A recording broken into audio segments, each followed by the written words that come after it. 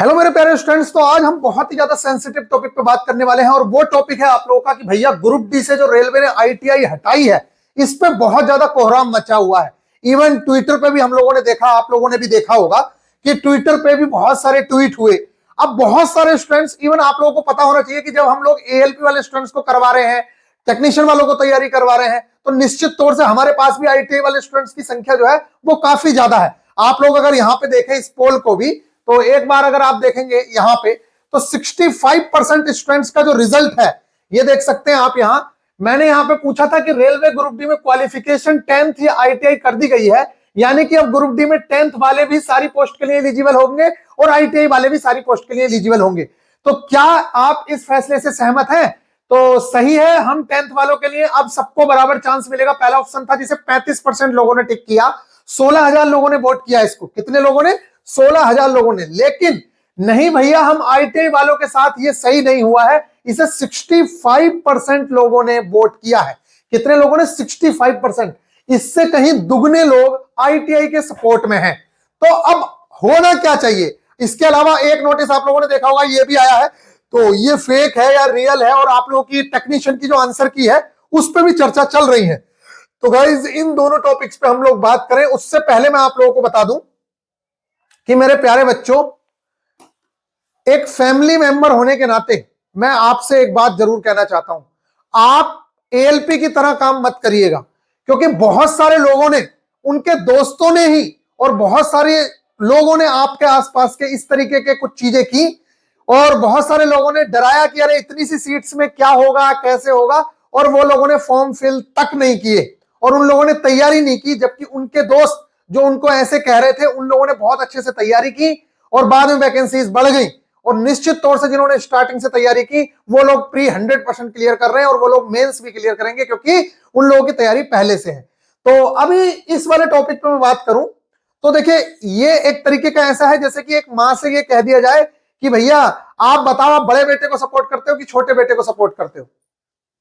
बहुत सारे लड़के कह रहे हैं कि भैया आप सपोर्ट नहीं कर रहे हो। अरे मेरा पूरा सपोर्ट है, मेरा तो रियलिटी को सपोर्ट है, मेरा इस चीज को सपोर्ट नहीं है कि आईटीआई या 10th।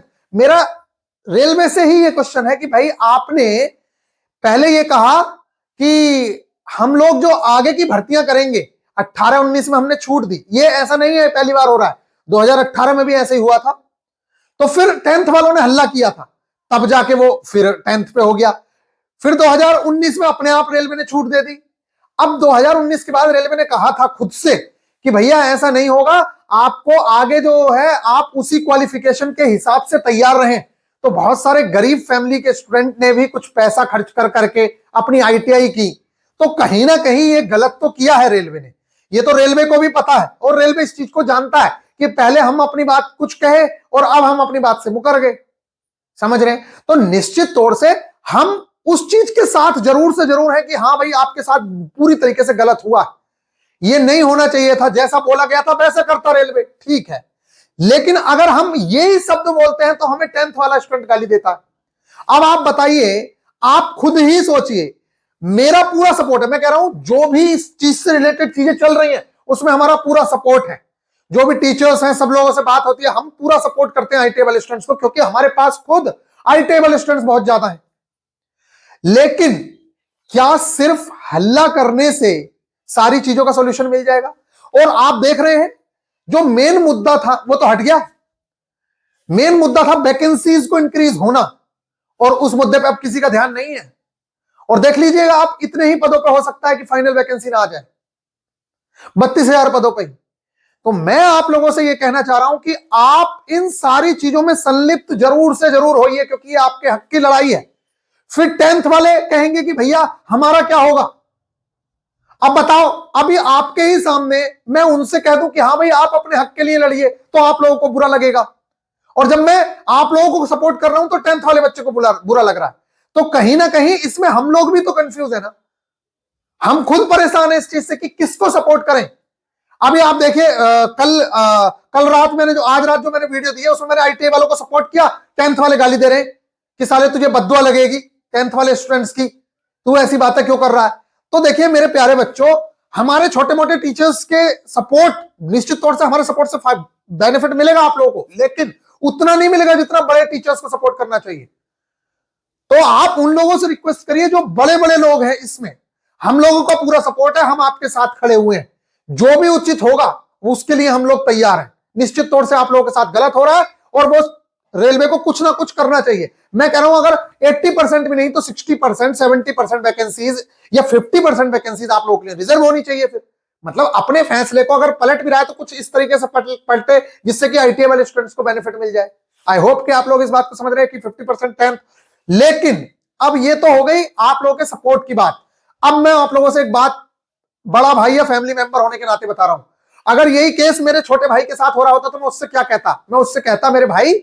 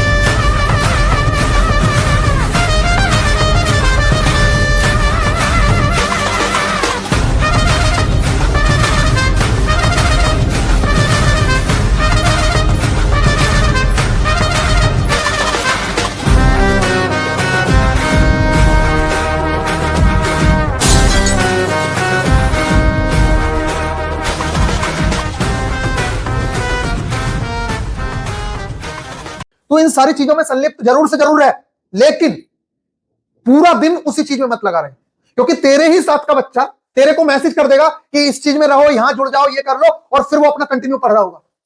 बिना पढ़ाई के तो सिलेक्शन होना नहीं है। आप कंपटीशन से भागने की कोशिश मत करिए। मैं निश्चित तौर से कह रहा हूं अपने हक के लिए लड़ रही है, लेकिन अपने कर्तव्य जो तुम्हारे दायित्व हैं उनसे पीछे मत हटिए। आप लोगों को कहीं ना कहीं इन लोगों से लड़ना ही पड़ेगा। आप लोगों को क्या लग रहा है कि सिर्फ आईटीआई पे पोस्ट आएंगी तो 30-35 लाख से कम फॉर्म डल जाएगा? अरे 35-40 लाख तो फिर भी फॉर्म डलेगा ही डलेगा। और जब 35-40 लाख फॉर्म डलेगा तब भी आप लोगों का सिलेक्शन तभी होगा जब आप जी जान लगा के मेहनत कर रहे होंगे।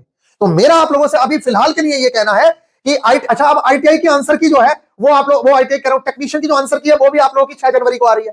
तो पहले आप लोग टाइम वेस्ट कर रहे थे कि आंसर की कब आएगी, आप टाइम वेस्ट करोगे रिजल्ट कब आएगा, मतलब आप सिर्फ अपना टाइम वेस्ट कर रहे हो। जबकि रियल में मैं आप लोगों को बताऊं, सिलेक्शन सिर्फ उन लोगों के होते हैं जिन लोगों ने एक एग्जाम दिया और फिर वो दूसरे एग्जाम की तैयारी में जुट गए। हाँ, साइड में अपने हक की लड़ाई लड़नी है, निश्चित तौर से उसके लिए ट्वीट करो, जो करना है उसके लिए करना चाहिए, लेकिन पूरे दिन उसमें उलझे नहीं रहना चाहिए। क्योंकि आप पूरे दिन अगर उस चीज में उलझे रहे तो आप ही के साथ का बच्चा तैयारी करके सिलेक्शन रह जाएगा और आप लोग दुनियादारी करते रह जाएंगे। इसलिए मेरा आप लोगों से ये जरूर से जरूर कहना रहेगा, निश्चित तौर से सारे काम करिए, लेकिन अपनी पढ़ाई को प्रायोरिटी रखिए। बहुत जल्द आप लोगों की ग्रुप डी से रिलेटेड टारगेट क्लासेस भी हम लोग स्टार्ट करने जा रहे हैं, और निश्चित तौर से कितने मार्क्स, अब ये खेल शुरू होगा कि कितने मार्क्स वाले आईटीआई और टेक्नीशियन में रिजल्ट ले रहे हैं। आपसे मैंने कहा आप इन सब चीजों के चक्कर में मत पड़िए। किसी के बाप को नहीं पता है कि कहां पे कितने मार्क्स पे कट ऑफ जाएगी। बस एक अप्रोक्सीमेशन, एक आइडिया होता है हर किसी का, और वो आइडिया के चक्कर में आप लोग बबलाए रहते हो। इसलिए आपसे कहा जा रहा है कि आप अपना टाइम वेस्ट मत करिए और शिद्दत के साथ मेहनत करिए। बाकी ये लेटर वायरल हुआ है, अब फेक है क्या है, इसकी ऑथेंटिसिटी का तो कुछ इतना ज्यादा पता नहीं है। आप लोगों को पता है, कुछ कह रहे हैं कि भैया ये पूरे क्रम में नहीं है, ये बैकेंड यहां लिखा था, यहां वैकेंसीज पूरा लिखा जा सकता था, लेकिन आधा यहां लिखा आधा यहां लिखा, तो इस तरीके से ये फेक हो सकता है। तो कुछ भी कहो वो छोड़िए, लेकिन मैं आप लोगों को बताऊं कुछ चीजें हैं जो इसको थोड़ा सा सही बोल रही है, कुछ चीजें हैं जो गलत बोल रही है, लेकिन अब जो भी हो उस चीज को छोड़िए। मैं तो आप लोगों से कह रहा हूं अगर 32,000 पोस्ट पे भी वैकेंसीज हैं तो तब तक सिलेक्शन नहीं होगा जब तक आप पढ़ोगे नहीं। 1 लाख पोस्ट पे भी 70 कट ऑफ गई है। तो मेरे प्यारे बच्चों, प्रायोरिटी में उस चीज को रखना बहुत जरूरी है। बाकी एलपी सीबीटी 2 के लिए टारगेट क्लासेस बहुत बेहतरीन तरीके से स्टार्ट हो चुकी हैं। आप लोगों से कह रहा हूं एक एक टारगेट की वैल्यू 8-8, 10-10 नंबर की है, और आप इन टारगेट्स को भूल रहे हो और इन टारगेट्स को छोड़ रहे हो। आपसे मैं कह रहा हूं आप कुछ मत करिए, free of cost targets he achieve कर लीजिए, फ्री ऑफ कॉस्ट। आप लोगों को बहुत ज्यादा बेनिफिट मिलेगा। आप अपना टाइम बर्बाद कर रहे हो, कब टाइम निकल जाएगा आपको पता भी नहीं चलेगा। आप देखिए इस टारगेट में, आप खुद बताइए कि क्या ये 2 से 3 नंबर का यूनिट्स एंड मेजरमेंट पिछली बार आया है, और इस बार अगर 50 नंबर की बेसिक साइंस इंजीनियरिंग ड्राइंग हुई तो 3 से 4 क्वेश्चन आएंगे। तो 3 से 4 क्वेश्चन तो यहीं से हो गया। बहुत बेहतरीन लेक्चर मैं आप लोगों से कह रहा हूं, जो पेड टीचर्स आपको पढ़ा रहे हैं ना, उनसे कई गुना बेहतर कंटेंट के साथ आप लोगों को हम चीजें कंप्लीट करा रहे हैं, वो भी इतनी नॉमिनल सी फीस के अंदर। यहां पे देखिए साइंस में आप कहेंगे साइंस तो है ही नहीं, तो गाइज यही चैप्टर आगे basic science and engineering drawing का है। तो पहले यहाँ पे हम फाउंडेशन बना रहे हैं जो आप लोगों की ग्रुप डी में भी काम आएगी, एएलपी में, सीबीटी 2 में भी काम आएगी, सीबीटी 1 में भी काम आएगी, सब जगह काम आएगी। लेकिन यहां से आपका बेस तैयार होगा, फिर इसका जो अगला चैप्टर है स्पीड एंड वेलोसिटी, उसमें इन दोनों चैप्टर से ही सारा कुछ है। इसी तरीके से वहां पे एक चैप्टर का नाम दे दिया है मास, वेट एंड डेंसिटी, वो सारा का सारा ग्रेविटेशन चैप्टर का बेस है। बेस आपको ग्रेविटेशन का करना है और फिर उसके ऊपर एडवांस चलना है। आई होप कि आप लोगों को समझ आ रही है। तो यहां पे भी आप समझ के चलिए 1-2 नंबर, तो 2 नंबर, 3 नंबर यहां से हो गए, 2 नंबर यहां से हो गए, 5 नंबर, और कम से कम 2 नंबर का तो इसका भी वेटेज होगा तो 7 नंबर, और कम से कम 2 नंबर इसका भी होगा weightage. Missing number, number series, according according इनका ही सबसे ज्यादा वेटेज था, इस बार भी आप लोगों ने देखा। तो आप मान के चलिए कम से कम कितना 10 नंबर का एक टारगेट हो रहा है। तो आप लोग अपने आप को धोखा मत दीजिए। ये diesel mechanic, motor mechanic vehicle, heat engine, tractor mechanic, इन लोगों की हेल्प के लिए भी हम लोगों ने यहाँ पे बहुत बेहतरीन तरीके से आप लोगों के लिए टारगेट्स देना शुरू कर दिए हैं, जो फ्री ऑफ कॉस्ट आप लोग इसका फायदा उठा सकते हैं। आई होप कि आप लोगों को ये बातें समझ आ रही होंगी। तो गाइज अभी के लिए मेरा पूरा सपोर्ट है, मैं खुद कह रहा हूं, लेकिन आप लोगों से कह रहा हूं, आप इन सब चीजों में पूरे दिन मत उलझिए। निश्चित तौर से अपना 1 घंटा दे दीजिए, 2 घंटा दे दीजिए, लेकिन आप पूरा पूरा दिन अगर इस चीज में संलिप्त रहेंगे तो कहीं ना कहीं आप अपने आप के साथ धोखा कर रहे हैं और आप लोगों को इस चीज का खामियाजा भुगतना पड़ेगा। इस चीज को समझ लीजिएगा। अगर आपके मार्क्स 35 के करीब, 32 के करीब, 40 के करीब आ रहे हैं, निश्चित तौर से आपको सीबीटी 2 की तैयारी कर देनी चाहिए। और अगर नहीं करोगे तो जिस दिन रिजल्ट आ जाएगा उसके बाद भागे फिरोगे, देख लेना आप लोग क्या होगा आपका। इतना आसान भी नहीं है जितना आसान आप लोग समझ रहे हो। बच्चे पूरे 8-8 घंटे लग रहे हैं तब जाके उनका टारगेट कंप्लीट हो पा रहा है 4-4 दिन में, नहीं तो टारगेट अचीव भी नहीं हो पा रहा है। इतना सब कुछ है। आपको पहले बाहर से आसान लग रहा था, अभी जो बच्चे कर रहे हैं तो उनको 8-8, 10-10 घंटे लगना पड़ रहा है तब जाके टारगेट कंप्लीट हो रहे हैं। बहुत अच्छा खासा सिलेबस है, इस चीज को समझ लीजिएगा। मिलेंगे नेक्स्ट वीडियो में। समझने वाले के लिए बहुत अच्छा है और ना समझने वाले के लिए कुछ भी नहीं है। मिलेंगे नेक्स्ट वीडियो में। ख्याल रखिएगा, टेक केयर। मेरा पूरा सपोर्ट है आईटीआई वालों के साथ, लेकिन कहीं ना कहीं इस चीज का दुख भी है कि यार माँ एक बड़े बेटे को सपोर्ट कर रही है और छोटे बेटे को कुछ नहीं कह रही। तो मुझे इस चीज का दुख नहीं है, लेकिन वो मुझे गाली देते हैं तो मेरे को अच्छा नहीं लगेगा।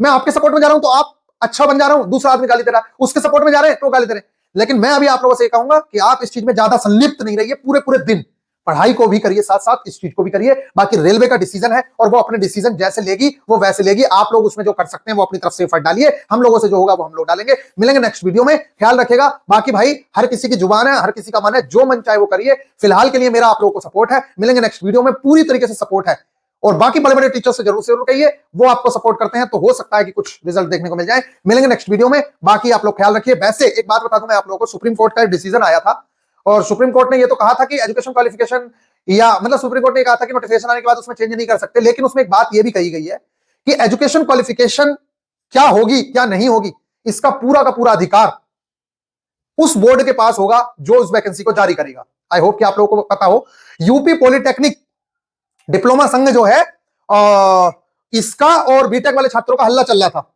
ठीक है। और उसमें यही हुआ है कि हाई कोर्ट ने यह डिसीजन दिया है कि आप लोगों को, बीटेक वाले कह रहे थे हमें अलाउड कर दीजिए, तो उन्होंने ये कहा है कि ये पूरा का पूरा अधिकार उस संस्था को दिया जाता है जो संस्था वैकेंसी निकालती है और इसमें हमारा कोई हस्तक्षेप नहीं होगा। तो अब बाकी आप देखिए क्या होगा क्या नहीं होगा। फिलहाल पॉजिटिव रखिए अपने आप को भी, और बस मैं आप लोगों से कह रहा हूं कि डरिए मत। अपने आप को उस लेवल का जरूर से जरूर बनाइए कि साला किसी के भी साथ फाइट करना पड़े तो आप लोग तैयार रहें। ये ना हो कि आईटीआई होगी तभी आप लोग सिलेक्शन लेंगे और ग्रुप डी में 10th हो गया तो आपसे सिलेक्शन नहीं लिया जाएगा। इतने कमजोर मत बनिए, तैयारी उस लेवल की करिए तो आप लोगों का अगर सिर्फ आईटीआई भी होगी तो 100% सिलेक्शन हो रहा होगा। आई होप कि आप लोगों को समझ आ रहा होगा ये बातें। मिलेंगे नेक्स्ट वीडियो में। ख्याल रखिएगा। बाकी मेरी बातों का अगर किसी भी बच्चे को, मेरा इंटेंशन किसी बच्चे को कुछ गलत बोलने का नहीं है, लेकिन अगर फिर भी किसी को बुरा लगा है तो मैं हाथ जोड़ के आपसे माफी चाहता हूं। मिलेंगे नेक्स्ट वीडियो में। ख्याल रखिएगा। Take care.